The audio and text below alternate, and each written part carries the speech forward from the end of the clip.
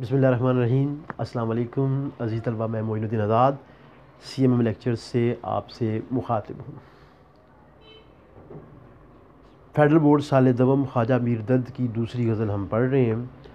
اس غزل کو ہم نے 3 حصوں میں تقسیم کیا ہے اور یہ آخری حصہ ہے۔ آپ پہلے 2 حصے بھی سماعت کر لیجئے، اور جو شاعر کا مختصر تعارف ہے وہ پہلی غزل میں ہو چکا ہے، اسے بھی آپ سماعت کر لیجئے گا۔ تیسرے حصے میں 4 اشعار ہیں اور 9واں شعر دیکھتے ہیں ہم پہلے۔ ہم جہاں میں آئے تھے تنہا ولے، ساتھ اپنے اب اسے لے کر چلے۔ یہاں ایک ہی مشکل لفظ آیا ہے ولے، لیکن کے معنوں میں مستعمل ہے۔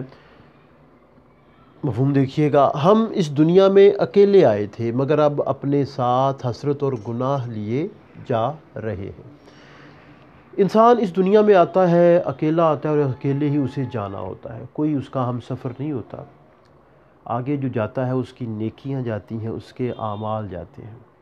انسان گناہوں کا جو ہے وہ ادراک رکھتا ہے، گناہ میں مبتلا بھی ہوتا ہے، خطا کا پتلا جو ٹھہرا۔ تو شاعر کہہ رہا ہے کہ میں اس دنیا میں اکیلا آیا تھا، تنہا آیا تھا، لیکن اب جب یہاں سے جا رہا ہوں تو اپنے ساتھ دکھ لے کے جا رہا ہوں، اپنے ساتھ حسرتیں لے کے جا رہا ہوں، اپنے ساتھ ناآسودہ خواہشات لے کر جا رہا ہوں، وہ خواہشات جو کبھی پوری نہ ہوئیں۔ انسان اس دنیا میں ہے اور وہ گناہ بھی کرتا ہے۔ یہاں پہ دنیا آخرت کی کھیتی ہے، جو یہاں بونا ہے وہ آخرت میں کاٹنا ہے، لیکن پھر بھی خطا کا پتلا ہے۔ اور شاعر کو یہ رنج ہے، یہ تردد ہے، اسے یہ فکر لاحق ہے کہ وہ اس دنیا میں تنہا آیا تھا، لیکن جب یہاں سے جا رہا ہے تو اپنے ساتھ دکھ لے کے جا رہا ہے، رنج و ملال لے کے جا رہا ہے، گویا لٹ کے جا رہا ہے۔ اور یہ دنیا ہے بھی ایسی، غموں کا جو ہے وہ یہاں پہ گزر ہے، اور جیسے جیسے آپ عمر کی منزلیں طے کریں گے، غم بڑھتے جائیں گے، ذمہ داری بڑھتی جائے گی، آزمائشیں بڑھتی جائیں گی، اور آپ کو ان سے عہدہ برا ہونا پڑے گا، آپ کو اس ذمہ داری کو سمجھنا پڑے گا۔ تو شاعر اسی ذمہ داری کا بیان کر رہا ہے اور کہہ رہا ہے کہ ہم آئے تھے، تنہا تھے، معصوم تھے، لیکن اب جا رہے ہیں تو اپنے ساتھ عجیب و غریب قسم کا سرمایہ لیے جا رہے ہیں، اور ہم سلامت نہیں ہیں، دکھ ملے ہیں۔ آفاق کی منزل تھے گیا کون سلامت، اسباب لٹا راہ میں یاں ہر سفری کا۔ باغ وہ دشت جنوں تھا کہ کبھی جس میں سے لالا و گل گئے ثابت نہ گریباں لے کر۔ تو جو بھی آیا ہے اسے بہرحال دکھوں کا سامنا یہاں پہ کرنا پڑا ہے، اور شاعر کو اس چیز کا ادراک ہے، اور وہ کہہ رہا ہے کہ آئے تو تھے تنہا، لیکن جا رہے ہیں تو کچھ نہ کچھ ساتھ لے کے جا رہے ہیں، اور کچھ لٹا کے جا رہے ہیں۔ جو لٹا کے جا رہے ہیں وہ معصومیت، لٹا کے جا رہے ہیں خوشیاں، ساتھ لے کے جا رہے ہیں غم اور حسرتیں، دکھ اور تکالیف۔ 10واں شعر دیکھیے، جوں شرر اے ہستی بے بود یاں، بارے ہم بھی اپنی باری بھر چلے۔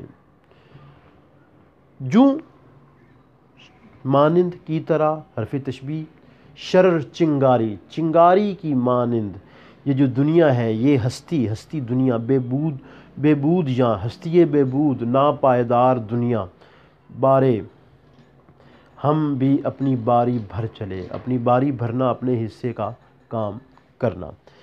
میں اس ناپائیدار دنیا میں چنگاری کی مانند آیا تھا اور اب اپنا وقت گزار کر جا رہا ہوں۔ دنیا کی ناپائیداری، بے ثباتی کا بیان ہے، اور یہ جو دنیا ہے یہ فریب ہے، یہ دھوکہ ہے، اس کے علاوہ کچھ نہیں ہے۔ شاعر کہتا ہے کہ میں یہاں پہ آیا تھا اور سب لوگ آئے ہیں، یہ جو دنیا ہے یہ ایک تماشا گاہ ہے، آل دا ورلڈ سٹیج شیکسپیئر نے کہا تھا۔ تو سبھی اپنے اپنے حصے کا یہاں پہ پرفارم کرتے ہیں، اپنا ایکٹ کرتے ہیں اور یہاں سے چلے جاتے ہیں۔ میں بھی اس ناپائیدار دنیا میں چنگاری کی مانند آیا تھا اور چمکا اور بجھ گیا، اور اب جا رہا ہوں۔ چنگاری کتنی دیر کے لیے ہوتی ہے؟ لحظہ بھر کے لیے، اس کا وجود بہت چند لمحات کے لیے آتا ہے اور فوری طور پہ ختم ہو جاتا ہے، فضا میں وہ کہاں جاتی ہے ہمیں پتہ بھی نہیں چلتا۔ تو شاعر کہتا ہے کہ میں بھی چنگاری کی مانند آیا تھا اور اب اس دنیا سے جا رہا ہوں۔ انسانی زندگی بہت مختصر ہے، اور اگر طویل بھی ہوتی تو عمر خضر بھی ہو تو ہم یہی کہیں گے کہ ابھی آئے تھے ابھی چلے۔ تو شاعر کہہ رہا ہے کہ میں یہاں پہ آیا اور یہ ناپائیدار دنیا، یہاں میں نے غم دیکھے، یہاں میں نے پریشانیاں دیکھیں، اور اب میں یہاں سے جا رہا ہوں، اب میں یہاں سے رخصت ہو رہا ہوں، اور یہ دنیا فانی ہے، یہاں کسی بھی چیز کو ثبات اور دوام حاصل نہیں ہے، سبھی چیزوں نے، سبھی لوگوں نے یہاں سے جانا ہے اور مرنا ہے، اور اگلی منزل خدا ہے۔ کل نفس کل نفس ذائقۃ الموت، ہر ذی روح نے موت کا ذائقہ چکھنا ہے، سب نے یہاں سے جانا ہے، اور جو ہماری ذمہ داری ہے وہ ہمیں اس کرنی پڑنی ہے، اسے ہمیں عہدہ برا ہونا پڑنا ہے۔ تو یہ ہستی بے بود ہے، یہاں پہ وہ کہتا ہے کہ میں شرر کی مانند آیا تھا، چنگاری کی مانند آیا تھا، اور اب جا رہا ہوں۔ کوئی دم کا مہمان ہوں اے اہل محفل، چراغ سحر ہوں بجھا چاہتا ہوں۔ جو بھی آئے گا چراغ سحر بنے گا اور بجھ جائے گا، دید و عدید جو ہو جائے غنیمت سمجھو، جوں شرر ورنہ ہم اے اہل نظر جاتے ہیں۔ تو اے اہل نظر، ہم تو یہاں پہ آئے تھے اور ہم یہاں سے جا رہے ہیں، اور سبھی نے جانا ہے، کوئی یہاں پہ مستقل بنیادوں پہ قیام نہیں کر سکے گا۔ 11واں شعر دیکھیے، ساقیہ یہاں لگ رہا ہے چل چلاؤ، جب تلک بس چل سکے ساغر چلے۔ ساقیہ اے ساقی، یہاں چل چلاؤ ہے، آنا جانا چل رہا ہے، سو جب تک بس چلے، جب تک ممکن ہو، جو ساغر ہے وہ چلتے رہنا چاہیے، جو شراب کا دور ہے وہ چلتے رہنا چاہیے۔ اے ساقیہ، یہاں پر تو آنا جانا چل رہا ہے، اس لیے جب تک دم ہے ساغر کا دور چلتا رہے، دور جام چلتا رہے۔ یہ دنیا ہے، امتحان گاہ ہے، ایک امتحان کے بعد دوسرا امتحان ہے، ایک چیلنج کے بعد ایک چیلنج ہے، لیکن زندگی چلتی رہتی ہے، کسی کے آنے جانے سے فرق نہیں پڑتا۔ کچھ لوگ ہوتے ہیں جو اس چیز کو سمجھ کر اداس ہو جاتے ہیں، پریشان ہو جاتے ہیں، اور کچھ وہ لوگ ہوتے ہیں جو زندگی کے ہر لمحے سے رس کشید کرتے ہیں۔ اچھا، یہ زندگی مختصر ہے تو ٹھیک ہے، تو کیوں نہ رس کشید کیا جائے، کیوں نہ زندگی کو اچھے طریقے سے گزارا جائے۔ بقیہ غم تو ہیں، وہ تو ملنے ہی ہیں، ہنس کے بھی گزارنی ہے، رو کے بھی گزارنی ہے، پریشان ہو کے بھی گزارنی ہے، تو کیوں نہ ہنس کے گزاری جائے، کیوں نہ غموں کو برداشت کیا جائے ہنستے مسکراتے۔ نشان مرد مومن باتو گوہم، چون مرگ آیت تبسم بر لب اوست۔ میں تجھے مرد مومن کی نشانی بتاتا ہوں کہ جب اسے موت آتی ہے تو اس کے لبوں پہ مسکراہٹ ہوتی ہے۔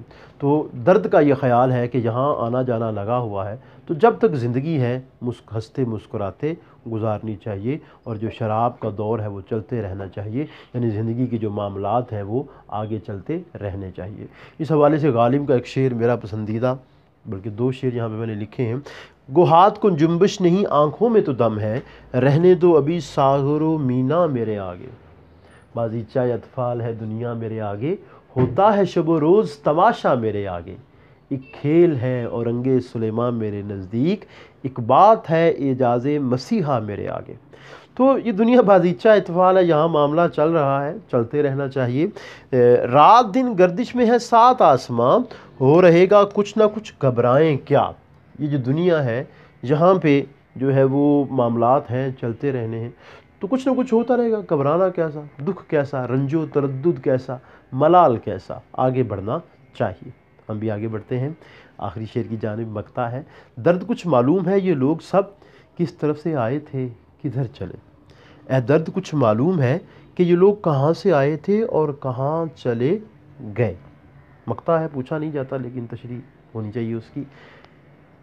موت کا بیان ہے، انسان آتا ہے اس دنیا میں، اپنا ایکٹ کرتا ہے، اپنا کنٹریبیوشن کرتا ہے اور چلا جاتا ہے۔ شاعر کہتا ہے اے درد تمہیں معلوم ہے یہ جو لوگ آئے تھے یہ کہاں چلے گئے۔ کتنے لوگ آئے، صبح شام آنا جانا لگا رہتا ہے اور زندگی تمام ہو رہی ہے، یہ لوگ کہاں سے آئے کہاں چلے گئے۔ موت کیا ہے، موت کو سمجھنے کی بڑی کوشش کی گئی، موت کو سمجھے ہیں غافل، اختتام زندگی ہے یہ فقط شام زندگی، صبح دوام زندگی۔ تو وہ موت، اب مسلمان ہونے کے ناطے وہ آگاہ تو ہے کہ موت کیا ہے، موت کے بعد ہم نے کہاں جانا ہے، لیکن وہ ایک حیرت کا اظہار کر رہا ہے، ایک سوال کر رہا ہے، ٹھیک ہے۔ انہی کا ایک شعر ہے، آہ معلوم نہیں ساتھ سے اپنے شب و روز، لوگ جاتے ہیں چلے سو یہ کدھر جاتے ہیں۔ تو جو اپنے پیارے عزیز دوست ساتھ چلنے والے ایک دم آنکھوں سے اوجھل ہو جاتے ہیں، وہ کدھر جاتے ہیں، شاعر کہتا ہے کچھ پتہ نہیں۔ یارانے رفتہ ہم سے منہ اپنا چھپا گئے، معلوم بھی ہوا نہ کدھر کارواں گیا۔ تو کارواں کے کارواں بچھڑ جاتے ہیں، اور یہی زندگی ہے، یہی زندگی کا حاصل ہے۔ اس پہ شاعر دکھی بھی ہے، پریشانی کا اظہار بھی کر رہا ہے اور کہہ رہا ہے کہ لوگ آئے تھے، جا رہے ہیں، کہاں جا رہے ہیں کچھ پتہ نہیں ہے۔ تو عزیز طلبہ، یہ تھا آج کا لیکچر، امید ہے آپ کو پسند آیا ہوگا۔ ہمارا چینل سبسکرائب، لائک اور شیئر کیجئے تاکہ علمی سلسلہ آگے چلتا رہے، اور کوشش ہے کہ جو فیڈرل کے پیپر ہیں وہ اپریل میں ہیں، اس سے پہلے پہلے ہم جو ہے وہ اس کتاب کو مکمل کر لیں۔ تو انشاءاللہ دعا کیجئے کہ یہ معاملہ ہو جائے، اور جلد ہی جو ہے وہ ہماری ویب سائٹ بھی جو ہے وہ لانچ ہونے والی ہے اسی نام سے۔ فیس بک پہ بھی ہمارا اکاؤنٹ ہے، اسی نام سے پیج ہے، اس کو بھی آپ لائک کیجئے تاکہ تازہ ترین جو اپڈیٹس ہیں وہ آپ تک پہنچتی رہیں۔ تو اگلے لیکچر تک کے لیے اجازت دیجیے۔ السلام علیکم۔